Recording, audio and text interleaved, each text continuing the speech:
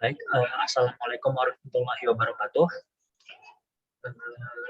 Sebelumnya perkenalkan, kami dari kelompok jurusan Prodi Pendidikan Bahasa Inggris UIN Sunan Gunung Jati Bandung dalam lomba karya tulis ilmiah akan mempresentasikan mengenai sebuah karya tulis dengan judul mengukur kemampuan digital literasi dan information literasi mahasiswa program studi pendidikan bahasa Inggris UIN Sunan Gunung Jati Bandung dalam lingkup interaksi media digital dalam hadapi Society 5.0. Sebelumnya saya perkenalkan anggota dari kelompok kami. Yang pertama ada saya sendiri, Muhammad Elgar Mustaqaf. Yang kedua ada saudari Amadia Bali Haziza. Yang ketiga ada saudara Muhammad Hafiz Ismail. Dan susunan dari presentasi kami terdiri dari yang pertama adalah pendahuluan, yang kedua kajian pustaka, yang ketiga hasil penelitian, dan yang keempat adalah kesimpulan. Untuk bagian pendahuluan akan disampaikan oleh saya sendiri, dimulai dari latar belakang penelitian. Seiring dengan perkembangan zaman, masyarakat mengikuti pola perubahan zaman, meliputi kegiatan sosial, sarana, dan media pendidikan. Tak terkecuali bagi mahasiswa pendidikan bahasa Inggris UIN Sunan Gunung Jati Bandung, yang mana mayoritas dari mereka saat ini merupakan generasi Z yang kelak akan menghadapi tingkat masyarakat berbasis teknologi, yakni Society 5.0. Dalam penelitian ini, kami ingin menelusuri bagaimana tingkat pemahaman literasi digital dan literasi informasi mahasiswa PBI UIN Sunan Gunung Jati Bandung terhadap media berita yang kini sudah banyak menjamur di berbagai platform media sosial, serta potensi apa yang akan terjadi di masa depan. Untuk perumusan masalahnya, yang pertama, dari bagaimana pengaruh media digital terhadap pemahaman literasi digital dan literasi informasi mahasiswa PBI UIN SGD. Yang kedua, seberapa jauh tingkat pemahaman mahasiswa PBI UIN SGD dalam menelaah informasi media berita sebagai sumber literasi secara digital. Dan yang ketiga, langkah apa yang akan ditempuh oleh mahasiswa PBI UIN SGD dalam menanggapi sumber literasi digital pada interaksi di media sosial, khususnya pada sumber media berita. Untuk tujuan penelitiannya secara akademik adalah untuk memenuhi persyaratan lomba karya tulis ilmiah Literatif Educational Expo yang diadakan oleh Dewan Fakultas Tarbiyah dan Keguruan UIN Sunan Gunung Jati Bandung. Di samping itu, secara praktis, penelitian ini bertujuan untuk mengukur tingkat kemampuan digital literasi mahasiswa UIN PBI Sunan Gunung Jati Bandung dalam memandang peristiwa-peristiwa yang terjadi di lingkungan masyarakat yang disiarkan media berita, khususnya dalam lingkup interaksi media digital sebagai sarana literasi masyarakat. Untuk manfaat penulisan KTI, atau saya maksud dengan karya tulis ilmiah ini, yang pertama adalah dengan memberikan informasi terkait penelitian serta kajian pustaka mengenai gambaran Society 5.0, khususnya dalam penyebaran berita dalam media digital yang kini sedang berkembang. Untuk yang kedua adalah membuka wawasan baru dan mengenal mengenai kondisi Society 5.0, terutama dalam kaitannya media berita sebagai wadah literasi digital dan literasi informasi. Yang ketiga, membuka potensi generasi muda dalam mengembangkan literasi digital dan literasi informasi serta gambarannya di masa depan. Untuk bagian kedua, yaitu kajian pustaka, saya serahkan kepada saudara Muhammad Hafiz. Baik, terima kasih atas kesempatan kepada baik, pada pembahasan kali ini saya akan membahas mengenai kajian pustaka.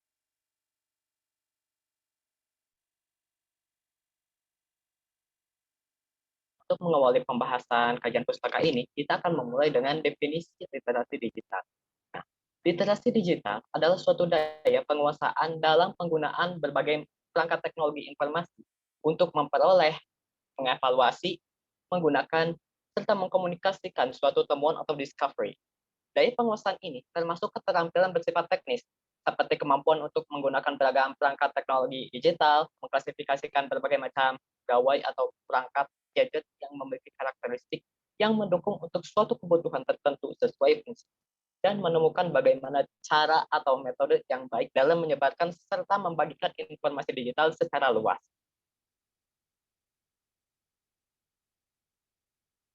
Lalu kemudian ada definisi literasi informasi.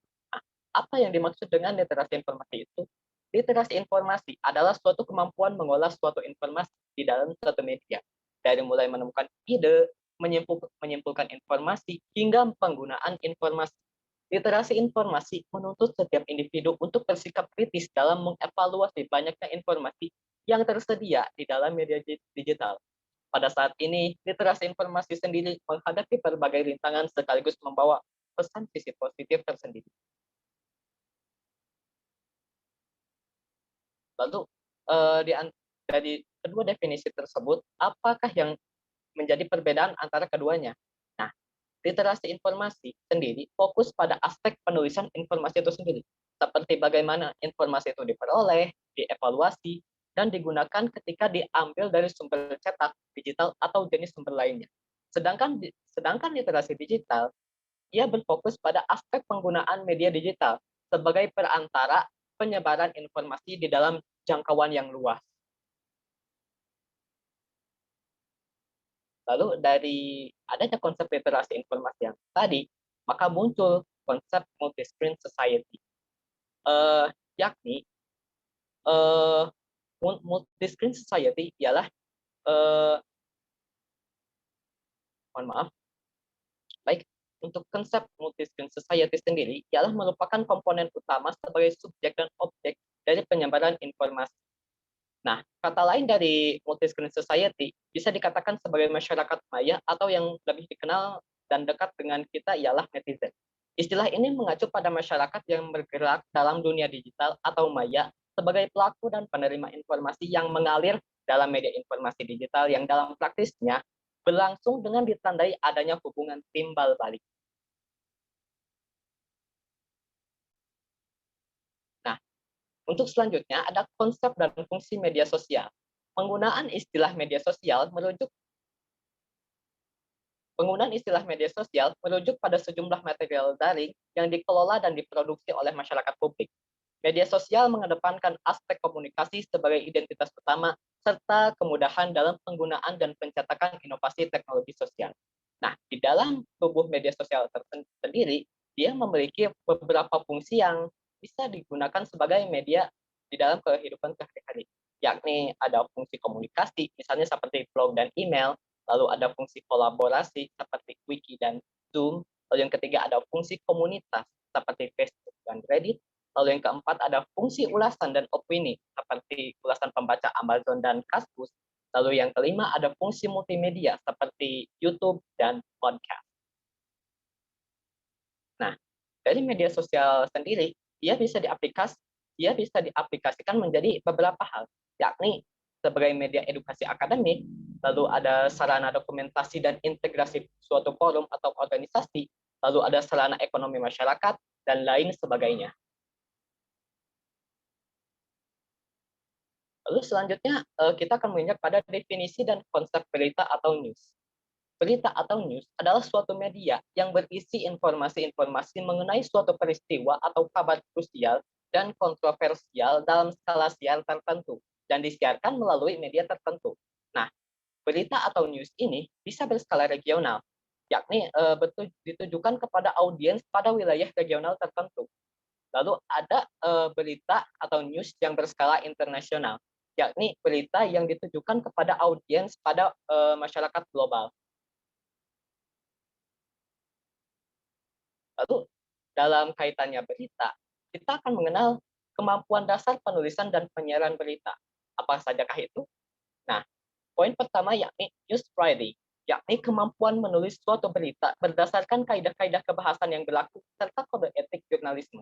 Lalu yang kedua ada social interaction, yakni kemampuan berinteraksi sosial secara interpersonal untuk mendapatkan informasi tertentu. Lalu poin ketiga ada public speaking, yakni kemampuan berinteraksi sosial secara terbuka dengan publik, baik secara intrapersonal maupun interpersonal. Lalu pada selanjutnya yakni ada yang dinamakan dengan revolusi masyarakat. Nah, secara urutan waktu kita mengenal bahwa masyarakat diawali dengan society 1.0, yakni masyarakat perburuan. Lalu yang kedua ada society 2.0, yakni masyarakat agrikultur atau masyarakat pertanian. Lalu society 3.0, yakni masyarakat industri.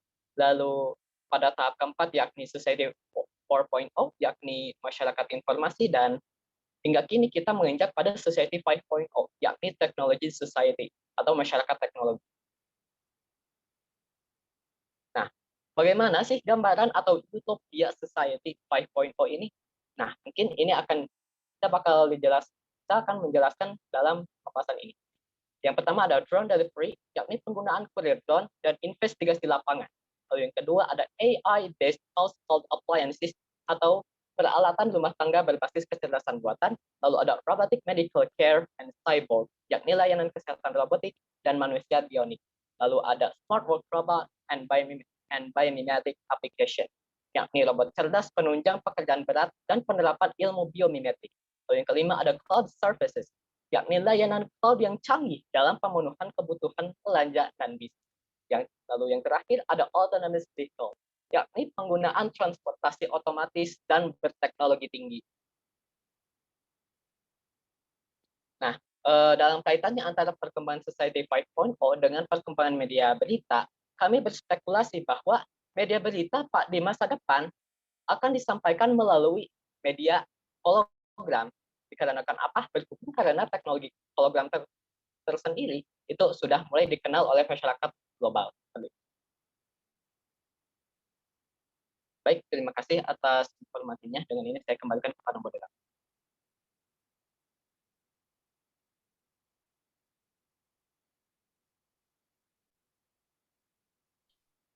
Baik, terima kasih kepada Saudara Hafiz atas penjelasan di bagian keduanya, yaitu pengajian pustaka. Dan selanjutnya untuk bagian ketiga, yaitu hasil penelitian, serta bagian keempat, yaitu kesimpulan, akan saya serahkan kepada Saudari Amadea. Waktu dan tempat dipersilakan. Sebelumnya terima kasih kepada moderator yang sudah memberikan saya kesempatan untuk memaparkan hasil penelitian. Nah, hasil penelitian kami ini menggunakan metode kuantitatif dengan teknik pengumpulan data kuesioner.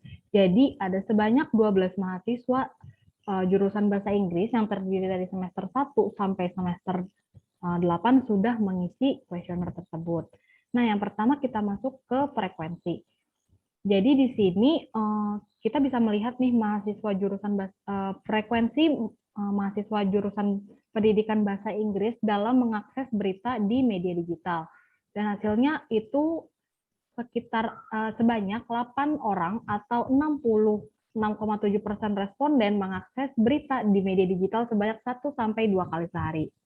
Dan sedangkan ada sebanyak 2 orang atau 25% dari keseluruhan mengakses berita 3 sampai 4 kali sehari. Dan hanya 1 orang atau 8,3% dari mayoritas mengakses berita lebih dari 5 kali sehari. Nah, oke, yang kedua itu ada akses terhadap media. Jadi kita di sini bisa mengetahui nih akses responden terhadap, jadi kita bisa tahu gimana sih mahasiswa PBI UIN SGD ini mengakses melalui media apa aja di media digital ini. Nah, jadi mayoritas responden atau sebanyak 5 orang atau 41,7% menggunakan media digital, media sosial dalam mengakses berita. Jadi mayoritas dari 12 orang ini yang ada 5 orang menggunakan media sosial dalam mengakses berita. Nah, sedangkan ada sebanyak 3 orang atau 25% memilih YouTube dan dalam mengakses berita, dan hanya 2 orang atau 16,7% memilih situs website, serta masing-masing 1 atau 8,3% dari jumlah mayoritas memilih media digital podcast dan berita televisi. Nah, yang ketiga ini ada dampak, di mana kita bisa tahu nih dampak yang responden rasakan atau mahasiswa PBI UIN SGD ini rasakan membaca berita secara digital. Jadi mayoritas responden atau sebanyak 7 orang, sekitar 58,3% merasa sangat terbantu dengan adanya media digital dalam mengakses bacaan berita. Dan sebanyak 5% orang atau 41,7% merasa cukup terbantu dalam mengakses berita melalui media digital. Nah, sekarang kita masuk ke kesimpulan penelitian.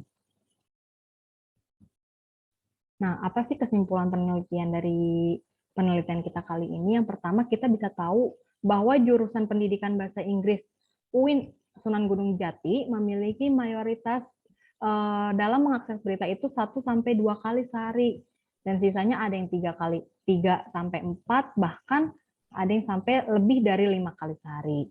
Nah, yang kedua ini ada akses mahasiswa jurusan pendidikan Bahasa Inggris UIN Sunan Gunung Jati dalam mengakses berita dengan media digital, mayoritas mereka menggunakan media sosial, dan sisanya memilih YouTube, situs website, podcast, dan berita televisi. Bisa disimpulin juga ya bahwa mayoritas mahasiswa itu sudah melek teknologi dan memiliki akses yang baik serta mahir dalam menggunakan teknologi.